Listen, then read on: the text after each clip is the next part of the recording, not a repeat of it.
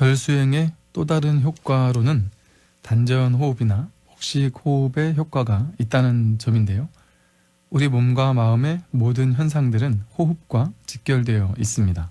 몸과 마음에 어떤 변화가 생길 때 가장 먼저 호흡 박동수가 달라지죠. 화가 나거나 흥분하거나 사랑을 하거나 일상적인 마음에서 벗어나서 평정심을 잃는 순간 호흡이 빨라집니다. 이처럼 몸과 마음 어느 한쪽에서 여여한 평정심을 잃는 순간 호흡의 변화를 감지하게 되지만 다시금 평정심을 되찾게 되면 곧장 호흡도 가지런해지죠. 이처럼 호흡이란 우리 몸과 마음에 아주 중요한 신호를 보내주는 기능을 합니다. 일반적으로 사람들의 호흡은 가슴으로 숨을 들이마시고 내쉬는 흉식 호흡을 합니다. 그렇게 호흡이 짧고 빠르죠. 호흡이 짧고 빠르면 인생도 짧고 빨리 간다라는 말도 있더군요. 그러나 복식호흡을 하게 되면 호흡이 더욱 길어지고 산소를 더욱 많이 인체에 공급해주고 호흡도 길어짐으로써 우리의 삶도 평정을 찾고 평화로워지게 된다고 합니다. 물론 그렇다고 억지로 호흡을 길고 느리게 하고 단전까지 끌어내리기 위해 앉아서 애를 쓰면서 호흡을 가다듬고 숨을 참아가는 것은 좋지 못한 방법입니다. 억지스러운 호흡의 변화는 오히려 마음의 평정에 방해가 되고 잘못하면 몸이 저리고 굳어지면서 두통이 오거나 호흡 곤란이나 상기병 같은 것이 오고요. 심지어 정신 이상이 오거나 환청 환각에 시달리게 되기도 합니다.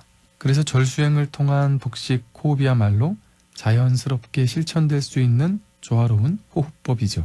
절수행을 하게 되면 몸의 중심전이 단전으로 가기 때문에 자연스럽게 복식 호흡을 하게 되고요. 호흡에 맞춰서 행하는 절은 호흡의 길이를 길고 바르고 고르게 가꾸어 줌으로써 온몸에 산소의 공급을 원활하게 해줍니다.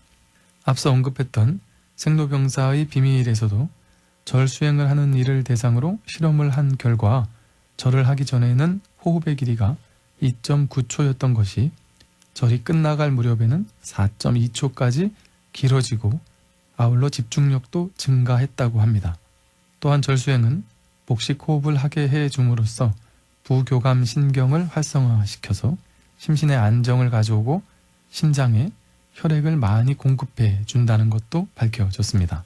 또한 걷기운동군과의 비교 실험에서는 걷기운동군은 운동 후 단전에 열이 떨어지는 데 비해서 절운동군은 단전이 열이 유지됨으로써 절수행의 복식호흡 효과가 증명되기도 했습니다. 셋째로 절수행은 집중력을 강화시켜서 뇌를 일깨웁니다. 이는 생로병사의 비밀이라는 TV 프로에 나오면서 그 효과가 증명되기도 했죠. 머리를 땅까지 낮추었다가 올리기를 반복하는 운동을 하게 되면 머리에 혈류가 많아지고 그것은 곧 집중력 강화로 이어지고요.